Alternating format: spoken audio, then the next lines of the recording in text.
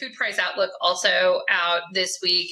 I think one of the interesting components of this conversation, Charlie, is the fact that despite increasing prices, we're still seeing strong demand from consumers for both beef and pork relatively in the retail space. Yeah, so we've talked about it where, we saw prices get to all-time highs last year, but demand was still pretty strong across the board. And in particular to the beef side, it was the highest we have seen in the last 24 years. And so in the food price outlook, there's a number in there called the CPI. For the folks that don't know what that is, it's the Consumer Price Index. And basically all that does is measure the monthly change in prices paid by U.S. consumers.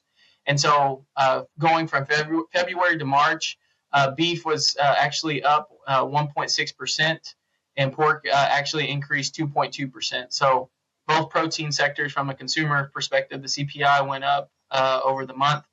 Year-over-year change, though, was kind of the number that was kind of interesting to me. Beef was up 8.6% compared to last year, and pork was up 2.9%. So we see an increase across both proteins, both of those proteins, but a big increase happening year-over-year change on the beef side.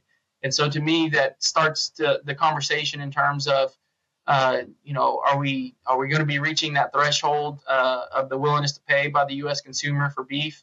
On the pork side of things, it seems that we've increased, at a relatively steady rate, whereas the beef side of things, we're increasing at a much larger pace. And so that'll be something for me to really monitor, and something I'm going to be interested in moving forward.